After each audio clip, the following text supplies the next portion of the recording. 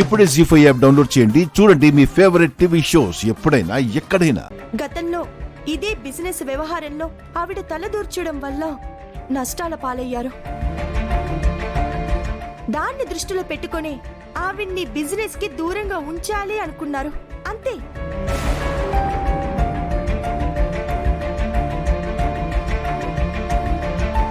Okay, తన భార్యకి business వ్యవహారాల్లో అనుభవం లేదు కాబట్టి నష్టాలు వచ్చాయి.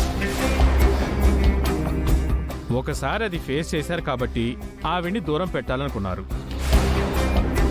మరి మీకు కూడా ఏ అనుభవం లేదు కదా, ఇప్పుడు లాభాలు వస్తాయని ఆయన ఎలా అనుకున్నారు?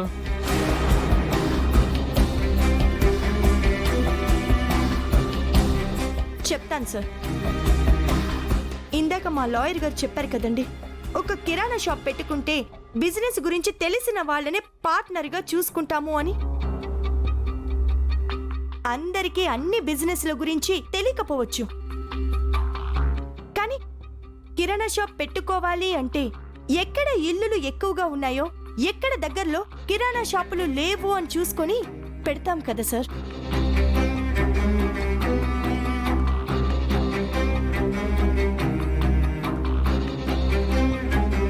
అప్పుడే బిజినెస్ రన్ అవుతుంది కదా. దీనికి బిజినెస్ మేనేజ్మెంట్లు కోర్సులు చేయాల్సిన అవసరం లేదు కదా సార్.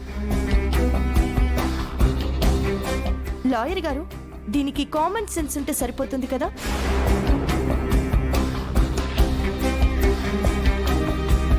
నాకు కన్స్ట్రక్షన్ బిజినెస్ లో అనుభవం లేదండి, కానీ బిల్డింగ్ ప్లాన్ ఎలా గీయాలి, కన్స్ట్రక్షన్ కి ఎంత మెటీరియల్ కావాలి, ఇసుక పాళ్ళేంటో, సిమెంట్ పాళ్ళేంటో, ఐరన్ ఎంత వాడాలి, నాకు ఇలాంటివేవి తెలియకపోవచ్చు. కానీ ఏ ఏరియాలో ల్యాండ్ కొంటే త్వరగా డెవలప్ అవుతుంది, 4 రూపాయలు మిగులుతాయనేది రోజు ఓ ఏరియాని గమనిస్తూ ఉంటే, ఆ ఏరియాలో జరిగే డెవలప్మెంట్ చూస్తుంటే చదువు రాని వాళ్ళకు కూడా ఇట్టే అర్థమైపోతుంది కదా.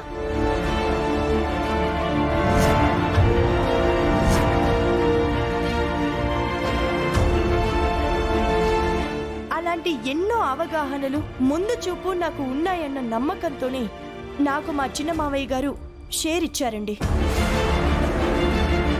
ఒక మనిషికి ఆపరేషన్ చేయడానికి డాక్టర్ అయి ఉండాలి, కానీ హాస్పిటల్ కట్టిన వాళ్ళు డాక్టర్ అవ్వాల్సిన అవసరం లేదు కదా.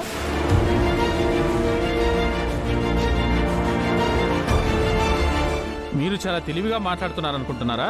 లేదు సార్, మా చిన్నత్తయ్య గారు నన్ను, మా మావయ్య గారిని తప్పుగా అర్థం చేసుకోవడం వల్లే మేమిలా కోర్టులో నిలబడాల్సి వచ్చింది. వాళ్ళిద్దరికి కావాల్సింది వాళ్ళ పిల్లలు బాగుండాలి, వాళ్ళ భవిష్యత్తు చాలా బాగుండాలని.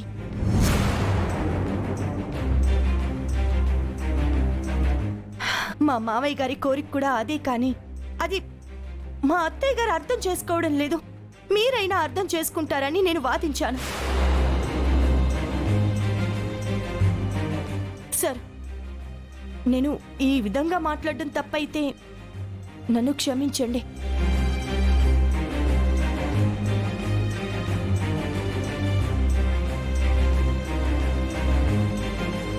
జీ5 యాప్ డౌన్లోడ్ చేసి అన్ని ఎపిసోడ్స్ పూర్తి ఉచితంగా చూడండి.